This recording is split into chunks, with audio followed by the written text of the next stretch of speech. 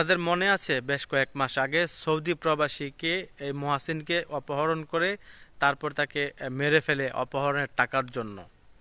প্রায় 2 মাসের মতো হয়েছে এই মহাসিনের লাশ বাংলাদেশে এসেছে।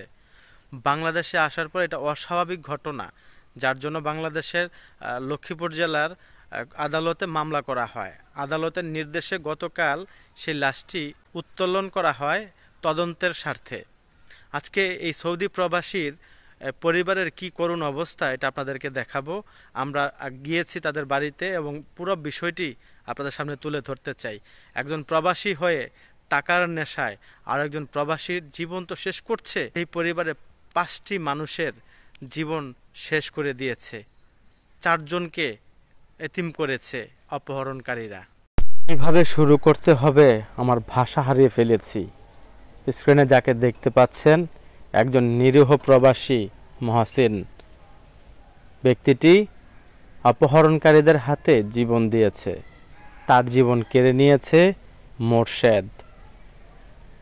মহসিনের লাশ গতকালকে আদালতের নির্দেশে তদন্তের স্বার্থে কবর থেকে উত্তোলন করা হয়। স্ক্রিনের পর্দায় আপনারা যাকে দেখতে পাচ্ছেন এই ঘাতকের অধীনেই মহসিন চাকরি করত। তার অসংখ্য অপরাধ সাক্ষী হয়ে গিয়েছিল, যার ফলে মহসিনকে জীবন দিতে হয়েছে।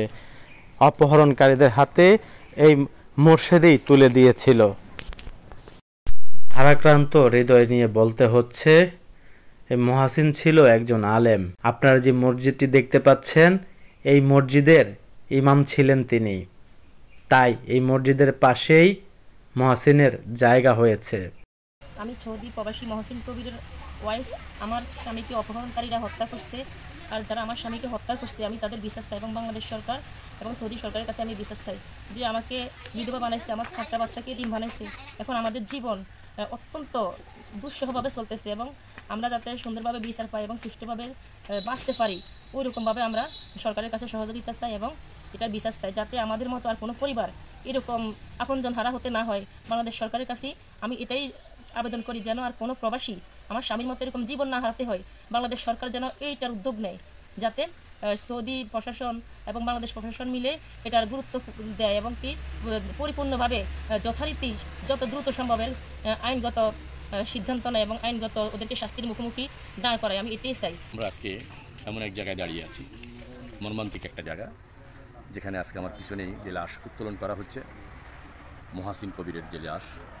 এই মহাসিন কবির এই এলাকারই এবং এই বাড়িরই এবং তার বাবা এই মসজিদ প্রতিষ্ঠা করছে। তারা আলেম ফ্যামিলি। সে জীবিত গেছিল, কিন্তু প্রবাসের কিন্তু অর্থলোভী প্রতারক কিংবা বিভিন্ন বাবা গাঁজা এবং নারী ব্যবসায়িকরা মিলে হয়তো সে কোনো তথ্য জানতো কিংবা তার চোখে পড়ে গেছে, সে ঘৃণা করছে এই জিনিসটাকে কিংবা প্রতিবাদ করছে, যার কারণে ওই জালিমরা তাকে বাঁচতে দেয়নি। তাকে কিডন্যাপ করে তাকে প্রচণ্ড আঘাত করে তাকে মেরে ফেলছে। যেই রাত্রে তাকে 17 তারিখে তাকে কিডন্যাপ করছে, 18 তারিখেই তার ডেড বডি রিপোর্ট আসছে। মানে ওই রাত্রেই সে শেষ। এবং কারা কারা মারছে, কারা কারা ছিল, কারা কারা অ্যাবাউট করছে, এর সমস্ত সাক্ষী প্রমাণ আসামিদের নামধাম সব কিছুই আমাদের কাছে আছে।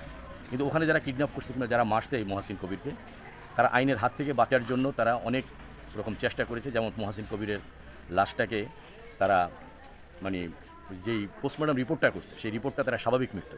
কিন্তু একটা লোককে কিডন্যাপ করা হলো, তাকে মারা হলো, সে মারা গেল, সে স্বাভাবিক মৃত্যু না, এটা অস্বাভাবিক মৃত্যু। খুনিরা তাকে খুন করেছে।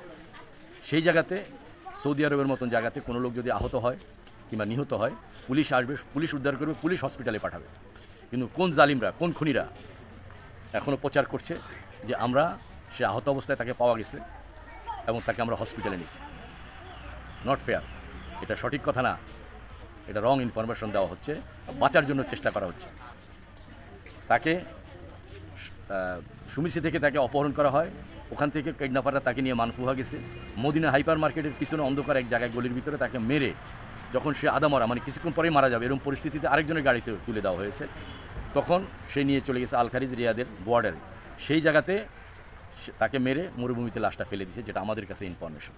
পরবর্তীতে পুলিশ ওখানে এটার লাশটা অনুসন্ধান করে পুলিশ যখন এটা ফাইন্ড আউট করলো, তখন তাকে সুমসিতে নিয়ে আসা হলো এবং যারা নাকি খুন করছে সেই খুনিরা ওখানে পয়সা কড়ি দিয়ে টেকনিশিয়ান হলো সুমসি হসপিটালের ভিতরে ইন্ডিয়ানরা, তাদেরকে পয়সা দিয়ে রিপোর্টটাকে স্বাভাবিক মৃত্যু করানো হয়েছে। কিন্তু সেখানে পুলিশ কোথায়? সেখানে তো সুমসি হসপিটালের সামনেই পুলিশ থাকে। সে পুলিশ জানবে যে এ কী হলো, কীভাবে আহত হলো, কীভাবে নিহত হলো, পুলিশ জানবে, তারপরে পুলিশ রিপোর্ট হবে। এই জন্য আমরা সেখানে কোনো বিচারের কোনো ব্যবস্থা হয়নি, যার কারণে মহাসিন কবিরের লাশ তার ফ্যামিলি, তার আত্মীয় স্বজন সবাইকে না জানিয়ে, এম্বাসিও জানে না, তাকে না জানিয়ে তার লাশটা যখন বাংলাদেশে পাঠিয়ে দেওয়া হলো, আমরা বাংলাদেশে মামলা করে এখন আমরা পোস্টমর্টমের জন্য লাশ ম্যাজিস্ট্রেট এবং পুলিশের উপস্থিতিতে এবং এলাকাবাসীর উপস্থিতিতে আমরা উদ্ধার করে আমরা সেটাকে পোস্টমর্টম করব এবং আমরা সঠিক বিচারের দাবিতে আমাদের আশা করি যে আমাদের রিপোর্ট সঠিকভাবে আসবে এবং সেই খুনি যারাই হোক, বাংলাদেশে থাকুক আর সৌদি আরবে থাকুক, পৃথিবীর যেখানেই থাকুক, মাটির তল থেকে তাদেরকে উঠানো হবে ইনশাআল্লাহ।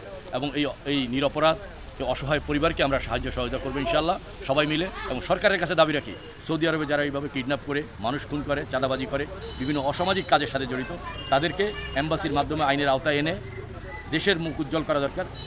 দেশের যেই ভাবমুক্তি নষ্ট হচ্ছে, ৩৫ লক্ষ বাংলাদেশিদের যেই রুটুরিজির উপর আঘাত করছে যারা, তাদেরকে আইনের আওতায় এনে দ্রুত তাদেরকে বিচারের সম্মুখীন করতে হবে। আর যারা খুনি তাদেরকে অবশ্যই গর্দান যাবে, আর নাহলে ফাঁসিতে ঝুলানো হবে ইনশাআল্লাহ। টুডে অ্যান্ড টুমরো অপেক্ষার পালা। তোমার বাবা মহাসিনকে যারা মেরে ফেলেছে অপহরণ করে, তুমি বাংলাদেশ সরকারের কাছে এবং সৌদি আরবের যেই মামলা হয়েছে সেই সরকারের কাছে তোমার কি চাওয়া আছে বা বলার আছে? যারা আমার আব্বুর হত্যা করছে, আমাদেরকে এতিম বানিয়েছে, আমরা আমার আব্বুর হত্যা করছি। কারা এই 4টি সন্তানকে এতিম করেছে, তার মাকে বিধবা করেছে, নিরীহ আলেম সৌদি প্রবাসী মহাসিনকে শেষ করেছে, আমরা তাদের কাউকেই ছাড় দেব না। শুধু এটাই বলছি না, প্রবাসে এরকম ঘটে যাওয়া যদি ঘটনা থাকে, স্ক্রিনে যে নাম্বারটি দেওয়া আছে এটি আমার নাম্বার, আমাকে তথ্য দিন। কোনো অপরাধীদেরকে ছাড় নয়, আইনের আওতায় আনা হবে।